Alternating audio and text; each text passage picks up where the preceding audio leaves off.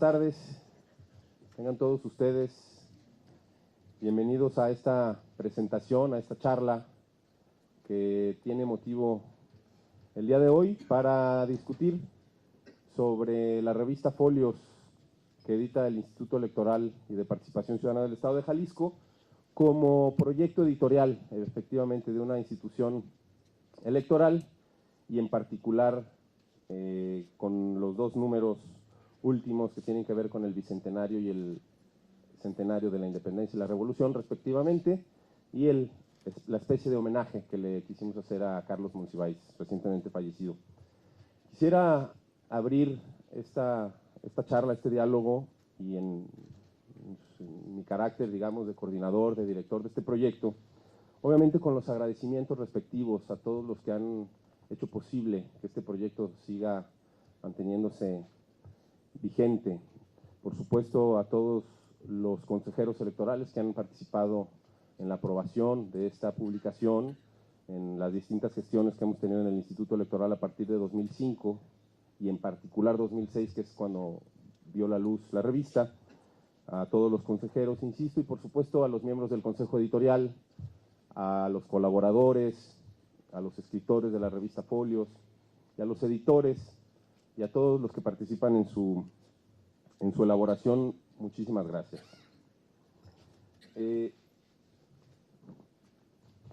La cultura en la que vivimos, la cultura que disfrutamos y gracias a la cual existimos en una sociedad, es inaccesible a todos nosotros. La cultura solo está en los libros, decía ese gran escritor y pensador que fue Alfonso Reyes. Me parece que se trata de una consideración sin duda vigente en estos días en los que la velocidad de la información, la crisis financiera y la proliferación de las redes sociales y la información online dan forma a una nueva realidad. Los medios de información convencionales, asfixiados por la necesidad de informar en el momento, tienen cada vez menos espacios de reflexión y discusión de ideas. En contraste, la abundancia de blogs y espacios online provocan un caos. Son muchos los que opinan y casi nadie escucha. Cuando fundamos Folios, pensamos justamente en crear un espacio que intentara situarse en el centro, en el medio de esta ancha y rica arena de discusión y de reflexión de ideas, que fuese particular y distinta. Una revista abierta, dedicada a la cultura política, pero también a otras formas de expresión como la literatura, las entrevistas, la poesía y ensayos diversos, y por supuesto las artes plásticas. La misión de Folios ha sido el registro en el tiempo de una realidad política y social compleja que debe ser discutida, analizada y revisada en el territorio de las ideas. Una fotografía, pues, del momento histórico que estamos viviendo. En Folios así no lo propusimos desde un principio y creíamos que debían estar presentes los pensadores más importantes de nuestro tiempo, pero también quisimos que fuera un espacio que diera cabida a las plumas emergentes, a una nueva generación de ensayistas, escritores, politólogos y, por qué no, a estudiantes de maestrías, doctorados, que se preparan en las mejores universidades del mundo y que pudieran representar una mirada diferente y refrescante sobre el país y su circunstancia. Creo que quien conozca Folios puede coincidir conmigo en que pues, es una revista local, pero no localista. En sus páginas podemos encontrar autores de casa y autores de México y de muchas partes del mundo.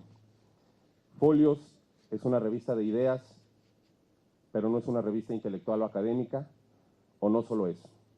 Para discutir esta breve intervención están obviamente nuestros grandes amigos y especialistas, obviamente cada uno de ellos en sus arenas, y para ello le voy a ceder la palabra de inmediato al primer participante. Es Diego Petersen. Voy a leer una breve reseña curricular. Es analista político, licenciado en Ciencias de la Comunicación en el ITESO. En el noviembre del 87 participó en la fundación del semanario Paréntesis, del cual posteriormente fue director. Más tarde se integró al equipo fundador de Siglo XXI como jefe de redacción y al poco tiempo como subdirector. Después logró romper el esquema de mercado de la ciudad y en poco tiempo Siglo XXI se convirtió en uno de los periódicos más leídos de la ciudad. No solo se convirtió en el segundo periódico en ventas y primero en generación de opinión, sino que logró captar a un mercado joven. En el 97 funda el periódico Público, del cual fue director, y actualmente colabora con W Radio y su columna En Tres Patadas se publica en El Informador. Con ustedes, Diego Petersen. Muchas gracias, Diego. Gracias, muy buenas tardes. Bueno, el orden de intervención es estrictamente el orden de llegada, entonces esto me pasa por llegar temprano. Bueno, la revista Folios nos presenta en este último número un homenaje a Carlos Monsiváis. Algo que puede sonar extraño para un Instituto Electoral y de Participación Ciudadana del Estado de Jalisco, un nombre largo, quiere decir, bueno, ¿por qué hacer un homenaje en una revista del Instituto Electoral a Carlos Monsiváis? Carlos Monsiváis es un personaje verdaderamente, digamos, sui generis en el país. No es un personaje de los que se ven en maceta, ¿no? Es verdaderamente único.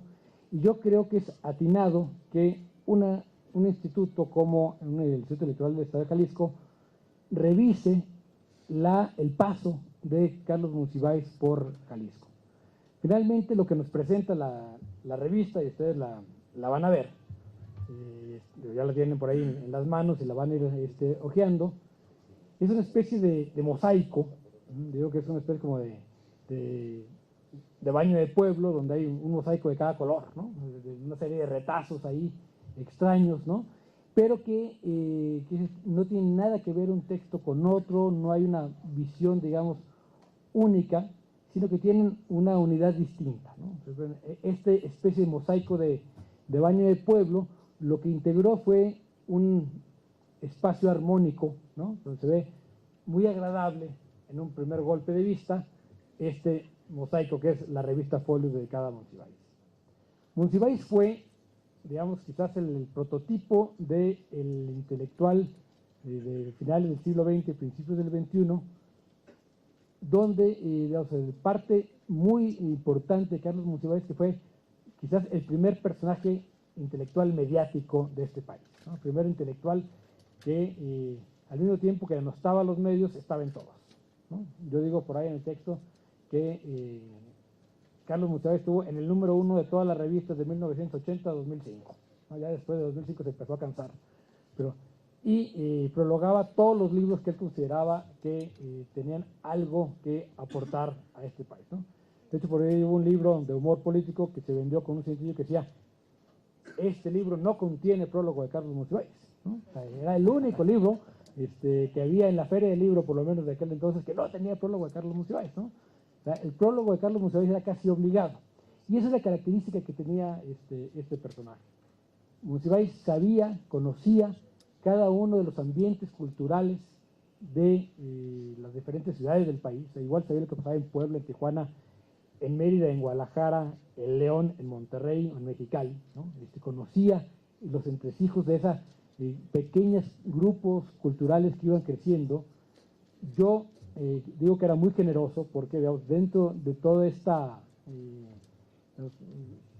búsqueda de Carlos Monsiváis, era alguien que siempre estaba apoyando los proyectos emergentes, ¿no? Por eso estaba en todos los número 1. Yo narro aquí cómo estuvo en el número 1 de La Mamá del Abulón, simplemente porque le cayó bien el proyecto, ¿no? Bueno, porque estaban los Moneros, Cristina y Falcón, que eran como sus ídolos juveniles, ¿no? Pero simplemente le planteé el proyecto y me dijo: va, en 15 días te mando un texto, ¿no? Olvídense, jamás preguntó cuánto me vas a pagar, ¿no? Porque eso era obvio que no íbamos a pagar un peso, ¿no? Pero era, digamos, tenía esa generosidad que tuvo con nosotros, la tuvo con un montón de proyectos. Pero Carlos finalmente, como este intelectual, digamos, que se quedó metido en la dinámica de los medios, que participaba en todos los medios, era el único mexicano que podía escribir en todos los grupos de prensa que quisiera. Escribía en Proceso, en La Jornada, en Grupo Reforma, en Grupo Milenio y en El Financiero simultáneamente, ¿no? Y nadie le decía nada, ¿no? Nadie le decía: oye, quiero exclusiva, ¿no? Él decidía dónde publicar, y además estaba en Televisa, y además participaba en radio, ¿no?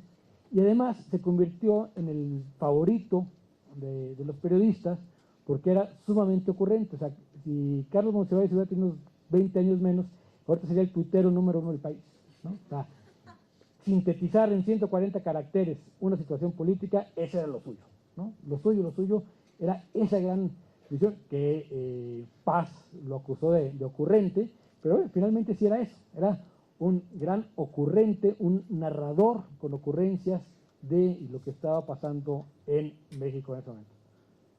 No podemos leer el México de los 80, 70 a 2005, sí creo que también después de 2005 Carlos empieza ya, no una decadencia, pero sí baja muchísimo su ritmo, baja muchísimo su nivel de presencia, sobre todo en otras ciudades del país, se encierra en la Portales, como dice alguien por ahí también en un texto, ¿no?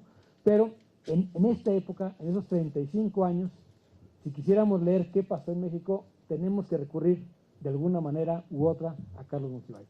Nos guste o no nos guste, nos parezca el mejor o no nos parezca el mejor, pero de que fue el gran retratista del México de esos años, no hay ninguna duda, y en ese sentido creo que lo que hace hoy el Instituto Electoral de rendirle un homenaje con esta revista, un homenaje más de los muchos que se rinden en esta Feria del Libro, me parece que es importantísimo. No acordarnos del Monsiváis de las grandes esferas culturales, sino el Monsiváis de a pie que viene en la revista, el que estuvo en las fiestas en Guadalajara, porque andaba por aquí, se le pegó a alguien y llegó a una fiesta, ese era Monsiváis, el que andaba de bar en bar, el que andaba investigando qué estaba pasando en cada rincón de la ciudad, el que enamoraba y encantaba a mucha gente y el que hacía verdaderamente chillar de coraje a muchos otros. Muchas gracias.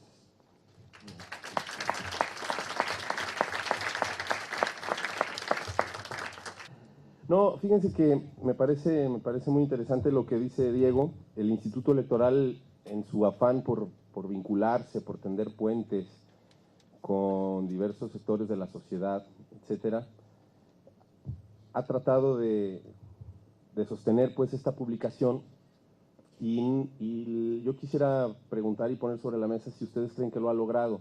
Es decir, me parece que el instituto se vincula con intelectuales, con académicos, con moneros, por supuesto, pero eso cuesta una parte, de un lado o en un sentido, y en el otro, cuando la revista está producida y sale, pues también intenta vincularse y tender puentes con la gente que la lee.